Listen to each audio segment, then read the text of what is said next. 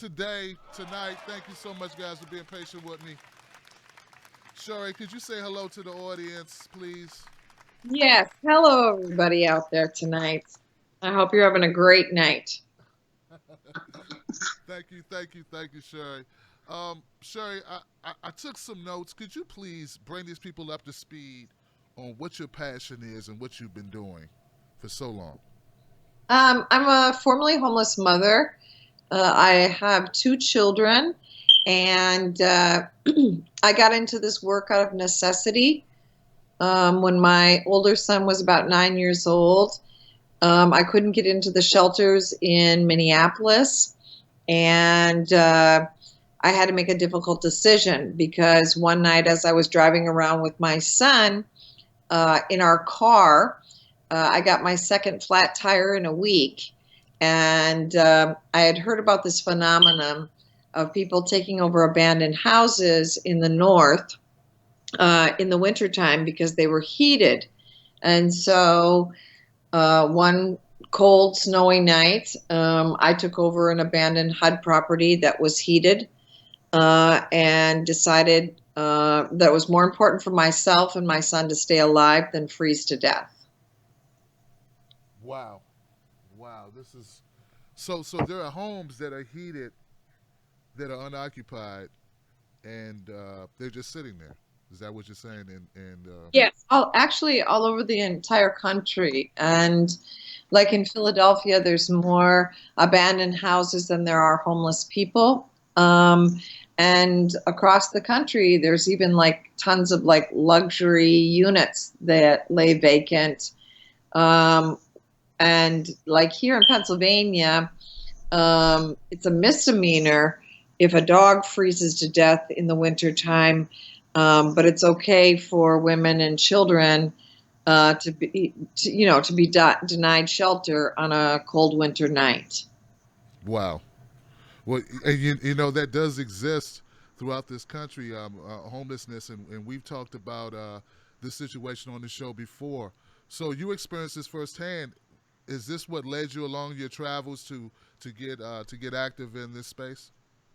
Yeah, it actually started younger because when I was growing up, my mom was a victim of domestic violence, and back in those days, they didn't have battered women's shelters. So I was in and out of nine different, reformatories, foster homes, you name it.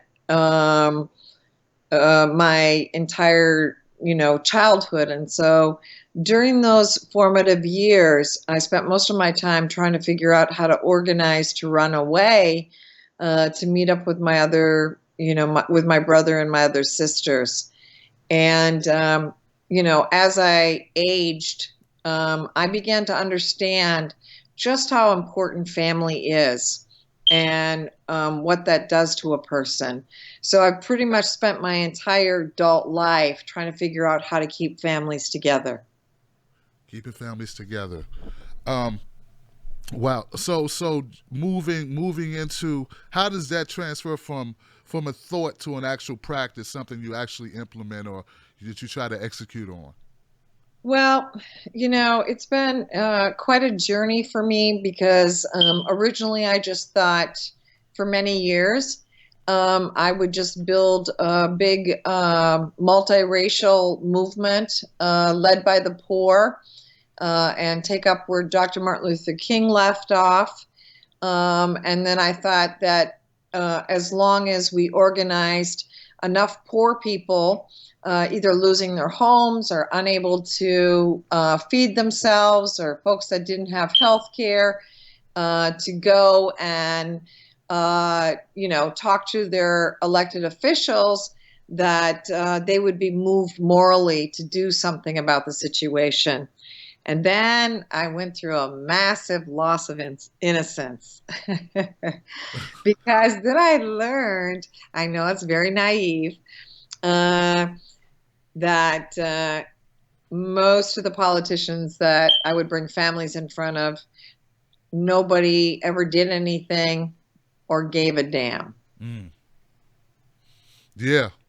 And it didn't matter how devastating the situation, whether it was, for me, I always pull out the story, just 2 years ago, there was a Dominican woman.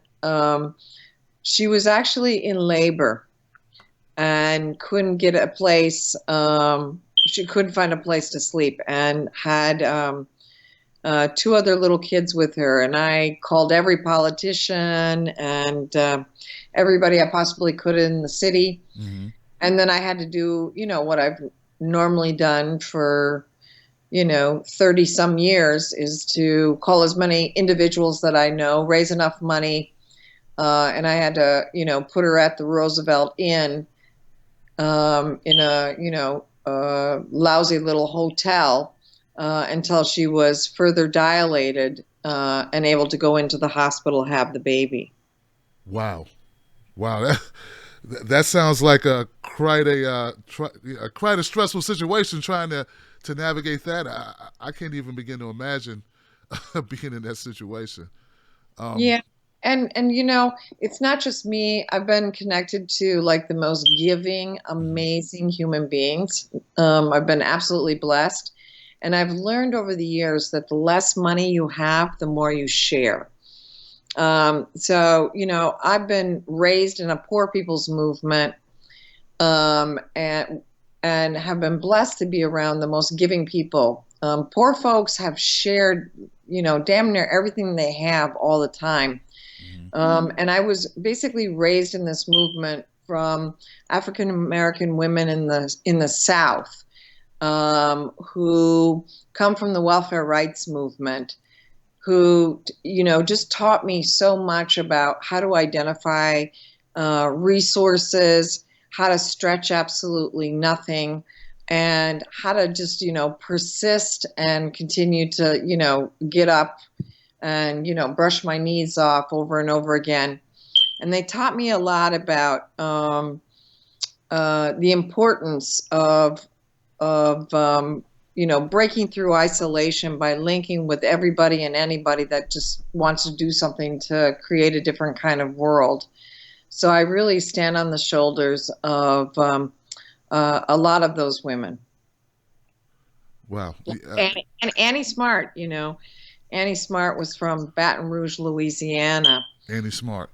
Yeah, Annie Smart. I mean, so many of these women, nobody knows their name, and everybody should know their name. But Annie Smart ran against Russell Long in Baton Rouge, Louisiana, and she had nine children and a bunch of grandkids, and you know, she talked about some of the most devastating things in her life, similar to the quote that Gandhi is famous for, which is one of the worst forms of poverty is violence. Mm. Um, I mean, one of the worst forms of violence is poverty, and Mm-hmm. she certainly knew about that, having a whole rack of kids and living in the South, and being a black woman, and just how she grew to be strong and to take on somebody like Russell Long, and understood that she had to get involved in the political process. These are a lot of the unsung heroes that I've learned a lot from. One of the things that I find so inspirational are people who get involved in politics, sort of not out of like accomplishment for themselves, but it's sort of like a organic type of seeking to find a solution to problems, and that kind of like leads them in that direction. That's what it sounds like for you, Cheri. Uh, well, yeah, Mm-hmm. I'm definitely not a career politician, Right. and I never aspired to be one. Um, Right. I think that this is just the next stage in the continuation of a larger movement that I'm a part of, which calls for um, independent politics in America. Right. Uh, and I happen to be, riding that wave right now because that's what time it is in our country. Gotcha. And it's and just to let people know, I mean, Cheri's running for the representative of Pennsylvania House District 197, and we're going to get into that as we move throughout this progression. But I just want to bring up a couple things Cheri's done just to give a little bit more context. Anti-poverty advocate, co-founder of the Kensington Welfare Rights Union, that's the KWRU, co-founder of the Poor People's Economic Human Rights Campaign. She was the vice presidential nominee for the Green Party in 2012. She also was she ran for sheriff of Philadelphia. That one kind of struck me as a little like I don't know what that is. I don't know. That kind of threw me for a loop. I just, you know what I'm saying. But I'm sure you'll explain that entry. I want to hear that story. But she's just done so much, and there's so much information here. And she's from what I've been hearing, I've been following her on Twitter, and different people help her do Twitter. They're like, hey, well, Cheri did this great thing for this person. She won't tell you, so I'm telling it anyway because I think people need to know. So I just thought I needed to throw that out there about Cheri so you guys have context, because I don't think she's going to say it. Well, in terms of, the Green Party came into my office one day. I didn't know anything about the Green Party. And they said, Cheri, we've got a great idea. And I said, what? They said, we have a way that we can take the foreclosure issue to the national arena. And I said, what? They said, you should run for office. And I said, well, I don't really have any interest in running for office. And I said, well, what office would I run for? And they said, well, sheriff. And I about had a heart attack because I've spent most of my life in the back of a paddy wagon and being transported by the sheriff's department. I have over 200 arrests for fighting for justice, fighting to feed, clothe, and house people. And so the last thing I wanted to do was to be a sheriff, but I understood, again, stealing everything I know from history, that during the height of the lynching in the South, many African Americans decided to run for and become sheriffs to literally be pragmatic and to try and stop the lynching in the South. And so I figured if I ran for sheriff, then I could just decide that I'm going to, have a moratorium on foreclosures. Wow. And, so that's why I ran for sheriff. I became the people's sheriff, and I rode through the streets of Philadelphia on a horse, and with hip hop music in the back, and talked about if you vote for me, I'm going to stop evicting people. Wow.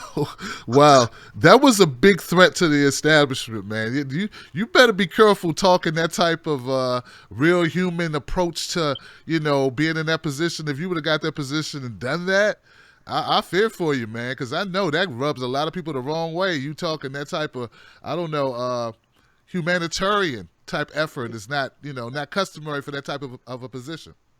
Yeah, I mean, there was actually somebody that wrote an article in the local newspaper here that said, if Cheri continues to do that, people will stop paying their rent and their mortgage. Or the people that are scheduled for foreclosure will just all decide to not leave their homes. Wow. I thought to myself, boy, what an idea. Yeah, what a believer in human nature that person was, Cheri. Like the worst common denominator. Like, of course, you'd find like one or two people that would be that, who just don't care. But come on, man, that's not, is that a good judgment of how people think, really?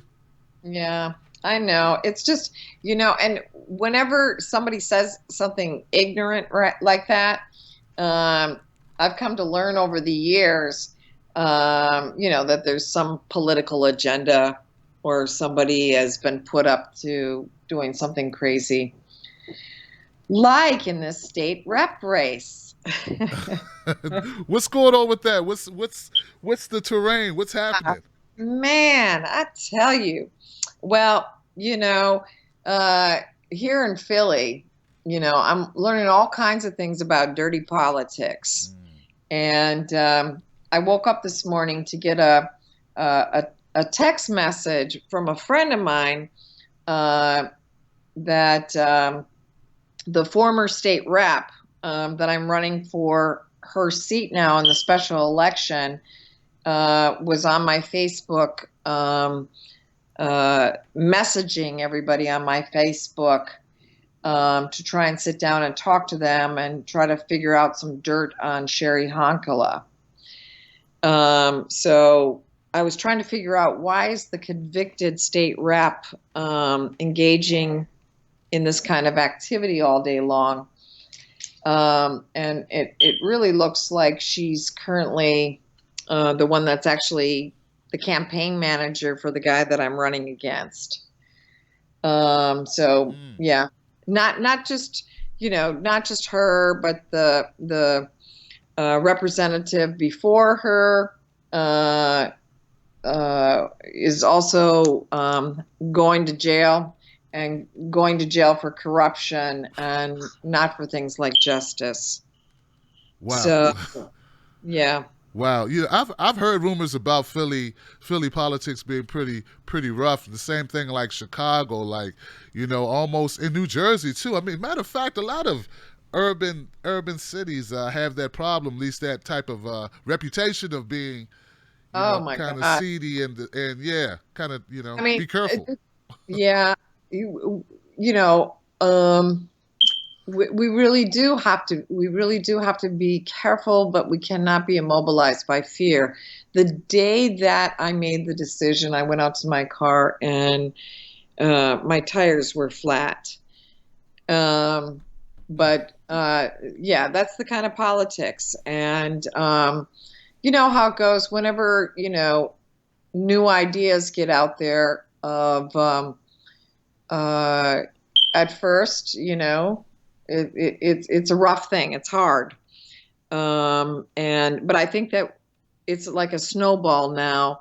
And this idea of having a world that's not controlled by corporations and really is centered around taking care of each other and practicing the politics of love, I think is going to be a catchy thing,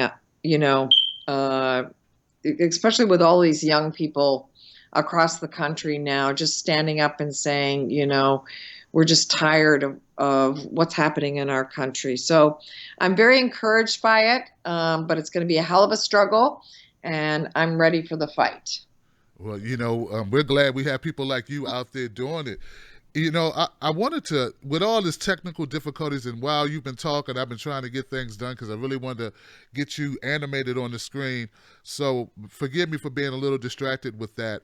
I wanted to, I build this as a way because I wanted this to not just be, hey, Cheri's doing these great things, go vote for her, support her. Of course it's going to be that. But I also want you to give some advice for my viewers because many of them are activists in their own rights.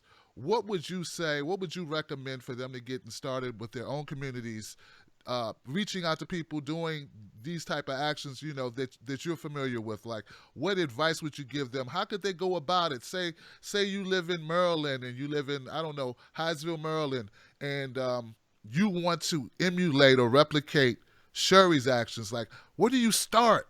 How do you get involved? What would you suggest? Well, I think that I think study is incredibly important. I know that sometimes, like when I was younger, it's sometimes sexier to get out there and just march and go to this demonstration, that demonstration, and participate in nonviolent civil disobedience and those kinds of things. But if you don't really understand what you're up against, and how the world is transforming, then you're actually uh, doing disservice to yourself and the other folks that you're trying to bring into the movement. So I'm really in favor of people reading as much as they possibly can. I mean, I get up every day of my life and learn about how much I don't know. And I would also, I'm a strong believer that we really discount our elders, and we have a responsibility to try and find them to be our mentors and to listen to their wisdom. And I would also say, at least for me, one of the hardest things in my journey has been, even though I make the joke all the time that my mom named me Cher to share, that's a difficult challenge for all of us.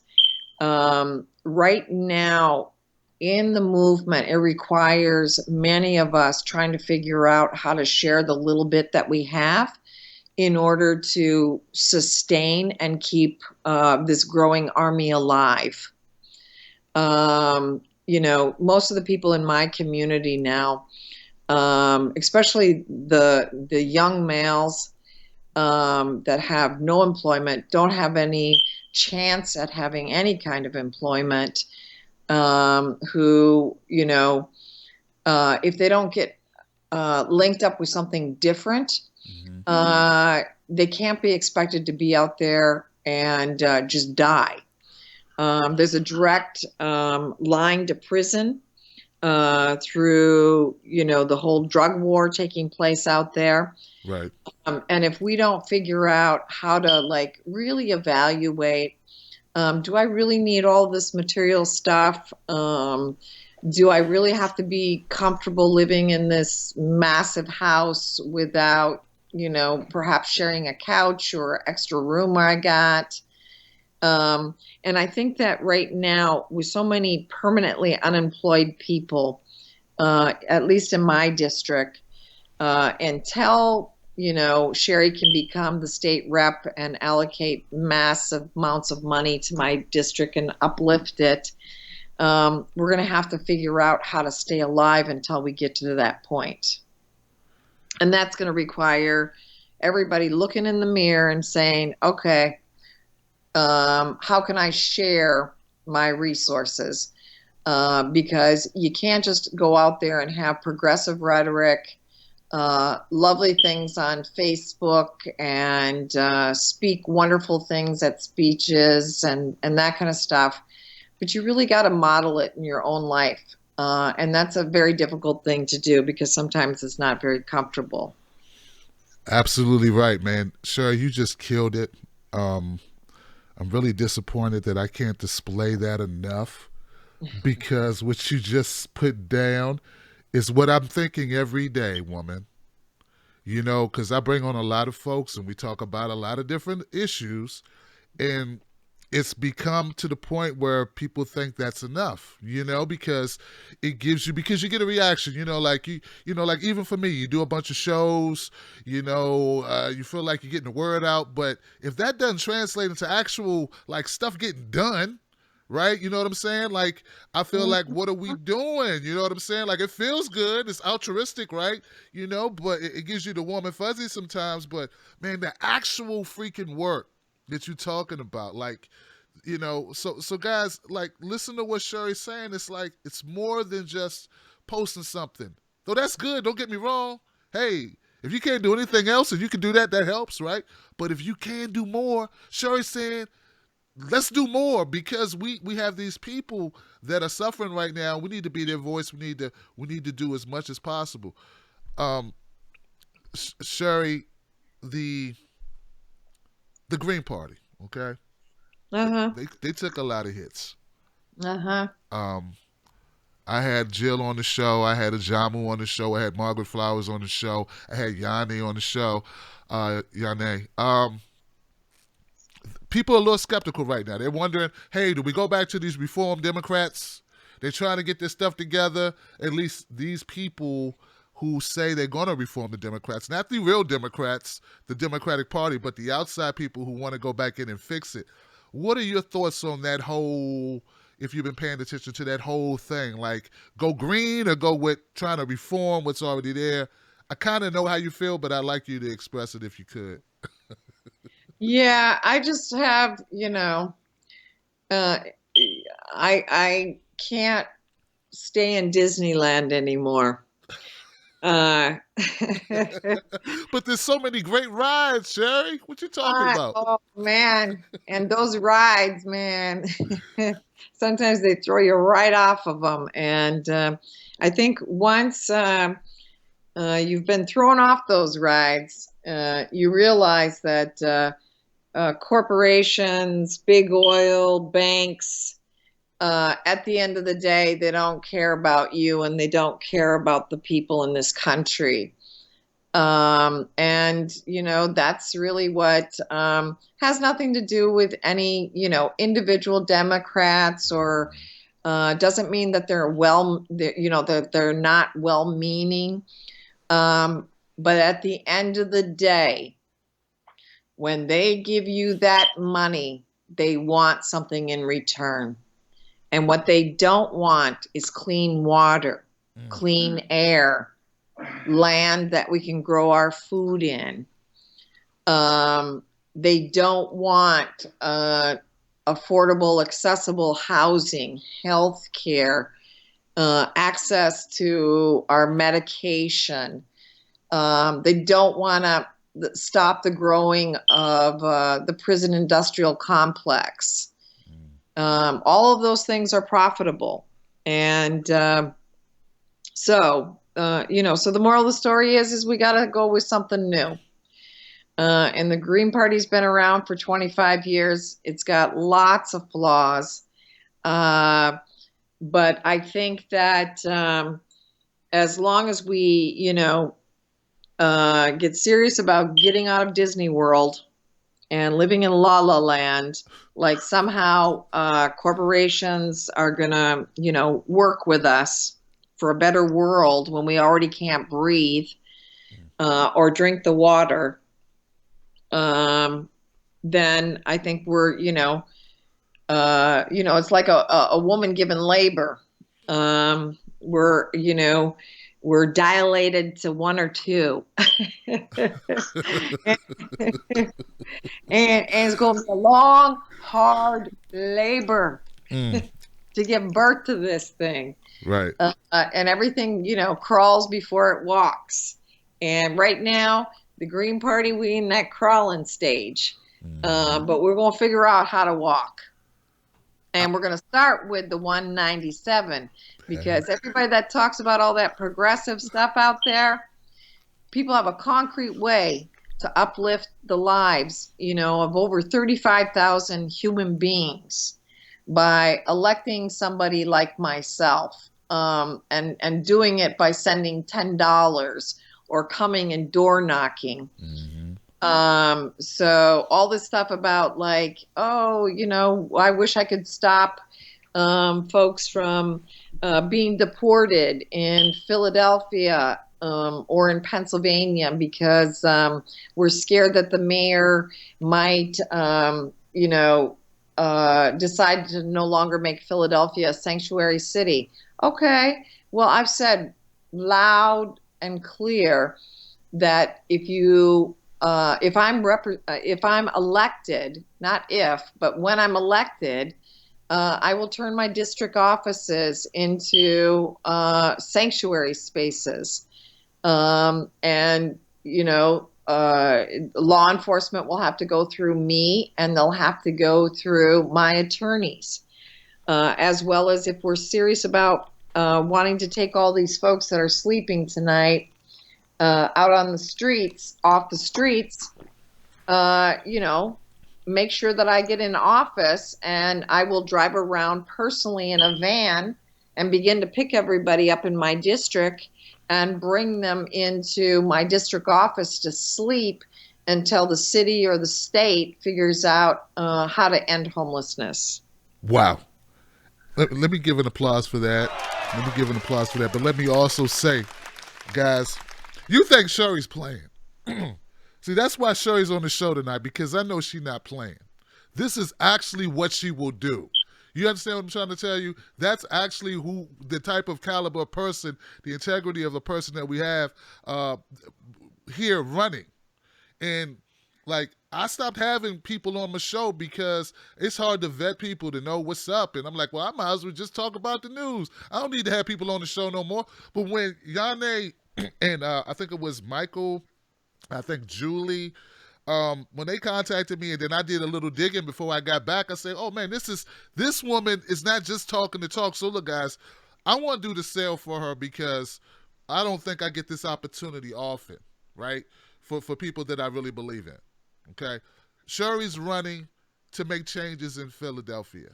She's running for 197, and based on the people that I've met, I can count on one hand. I've put many people on this platform. I can count on one hand people that I feel as strongly about as Cheri. So what I'd like for you to do, I'm not even going to wait for her to do it. I'm going to do it for her. I need you to go find her on Twitter. She's going to give you the website because I don't know the website name. But her Twitter is right here, Cheri Honkala, at Cheri Honkala. She's on Facebook. She's everywhere. I truly believe that she is about what she says she's about. So, like, all the rest of the stuff to me doesn't matter if I don't have a sense that the person is authentic. So, and she can never do that justice because being the person she is, she can't tell you that. Someone else has to tell you that. They can tell you that, but I'm telling you, based on what I've been looking at, based on, it's the same things that attracted me to Jill Stein. Same things, the way I felt about Bernie, especially early on. A track record of the same type of action for a long period of time. People can pretend for a couple years. You get what I'm saying, Cheri? Like, people pretend, you can pretend something for a while, but then actions start to creep in. You know what I'm saying, Cheri? Absolutely.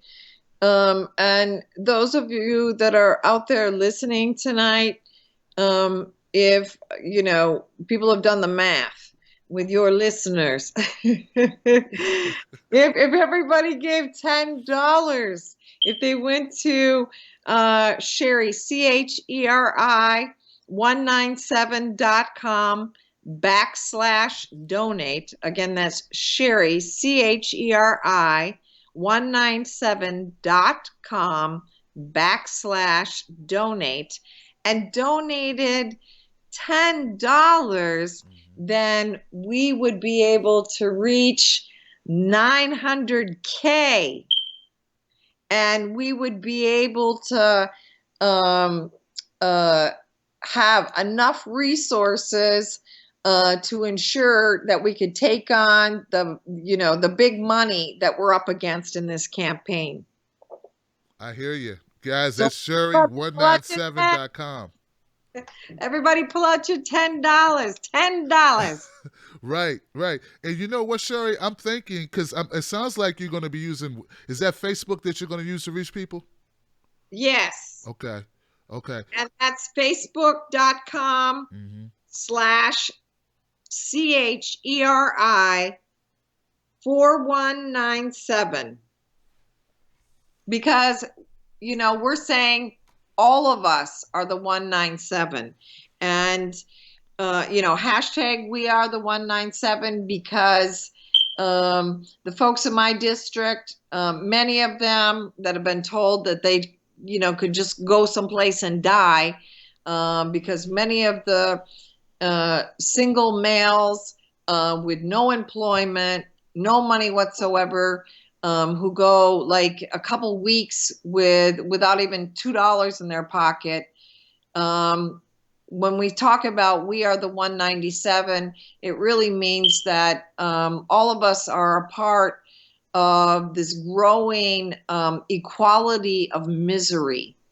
And we have an opportunity to uplift everybody's lives and to begin to, model a new kind of politics of love, and starting with the 197, and then we can move on to other districts where we can do more than just, fancy speeches and having politicians buy fancy cars and, go to, parties and buy their second home in Harrisburg.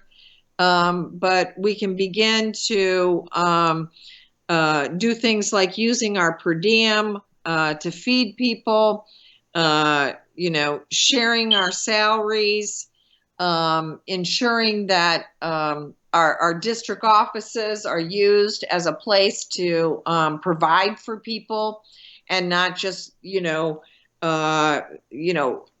there for one or two 0.3 whatever staff people in our office.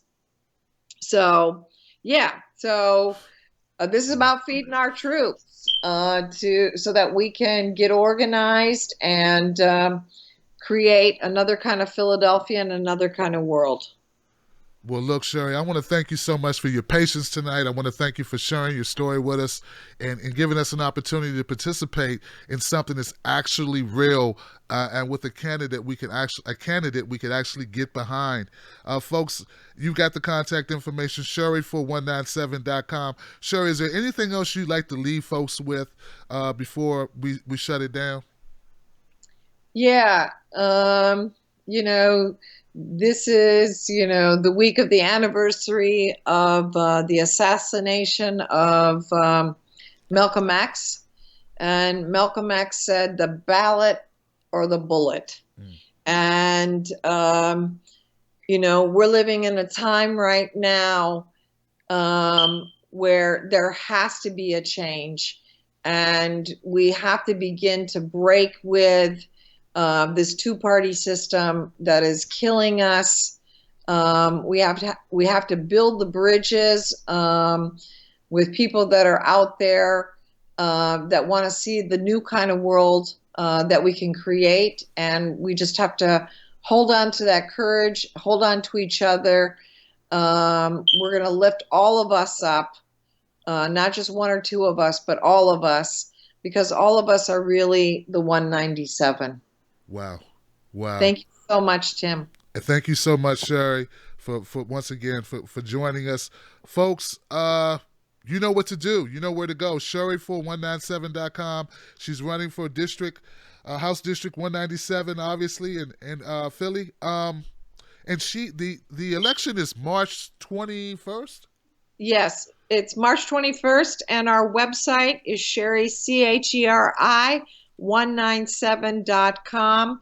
You can get all the information. We're encouraging people from across the country to figure out how they can relate to this campaign. There's a new kind of politics happening in this country, and that's the politics of love. And it goes state by state, crosses borders. This is about transforming the world. Thank you. Thank you so much. All right, guys. I'll catch you on the next one. Thank you, Cheri. I'm gonna leave it there. And what I would like to do is extend to you an invitation to come back before March 21st, of course. And we'll try to do this the right way. But just consider this like a warm-up. How about that? Sounds great. Thank you so much. I appreciate you. Give it up for Cheri, everybody.